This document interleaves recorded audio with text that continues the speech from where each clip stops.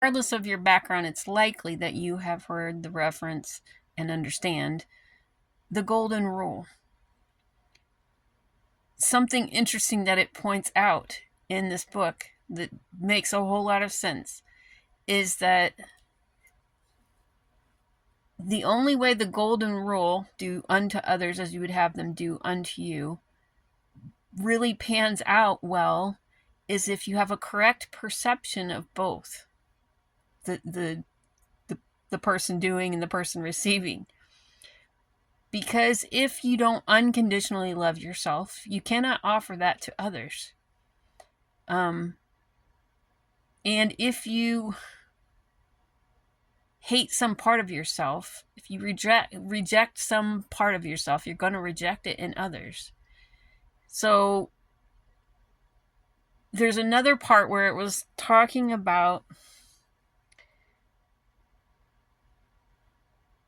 I lost it. It's talking about that when you release your mind to the fact that that's all you are is unconditional love, that you're in a state of grace forever, then anything that doesn't follow that has to be uprooted. Because if you know anything about plants, if you've got a plant that's got shallow roots, trying to get it to have stronger roots after the plant has already grown is not going to work. You're going to have to transplant the thing or start from scratch.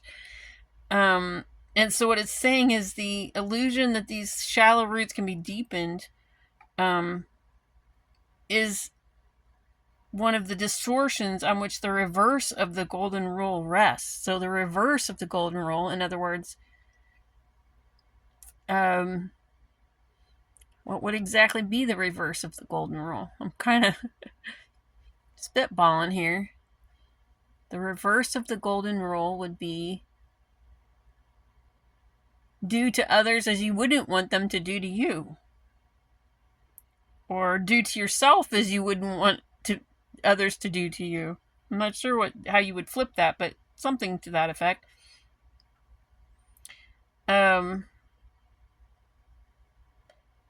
So letting go of anything that says you're not unconditional love, because otherwise you're going to do either to yourself or them, and really both, because you feel it first, something that you wouldn't want. Yeah, that makes a lot of sense. And it goes on to say, when you uproot yourself from these kinds of thoughts, the conditional love, rather, being outside of presence is really another way to say that, then it can feel unstable. And what came to mind as I was reading it, well, let me finish this thought first. However, it says, nothing is less stable than an upside down orientation. So if you have this idea that you are your body, and that whatever your body does or doesn't do, or somebody else's body is doing or not doing the way you prefer, and you put all these conditions on it, and you don't recognize you're actually spirit that lives forever in a state of grace, then you're in that upside down orientation. Okay, so what this brought to mind was a few weeks ago, I had this aha around Maslow's hierarchy of need. And if you're familiar with that, it's a pyramid, and you've got all these different needs, safety, belonging, I forget all of them, on up to self-actualization. And when you recognize that the only place that says you're in need is in your head,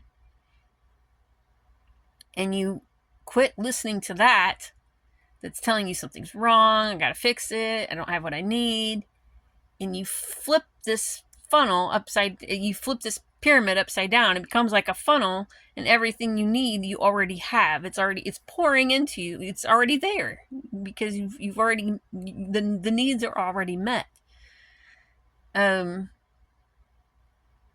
So from a, if you want to look at it in a less spiritual context, which everything's spirit, so I don't even know how you can do that, but let's say you're going to go for the science side of things. As you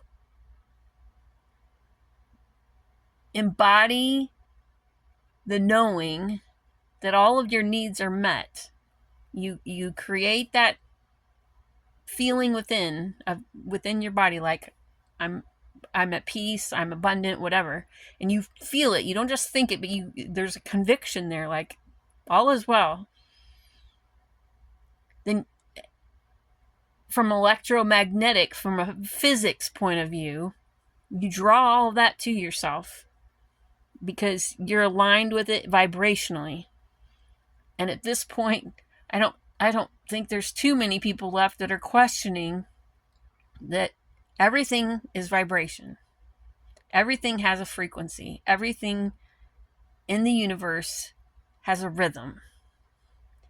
And you either align yourself with that rhythm and everything flows, or you fight the river by saying, no, not this, that's not okay, like constantly having these perceptions of stuff being wrong, instead of accepting what is, which is what happens in the present moment, unconditionally, and then moving from there according to your values and your preferences. Good reminder for me. More and more I am reminded that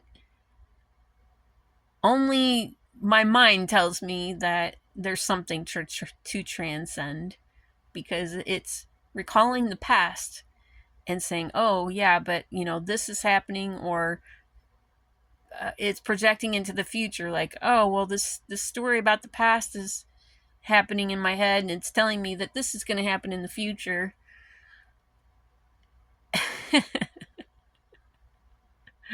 Your mind can only choose one master, or rather, you can only choose one master. You can either choose your mind, which is a tyrant that's constantly saying there's something wrong, or you can choose the present moment and deal with what is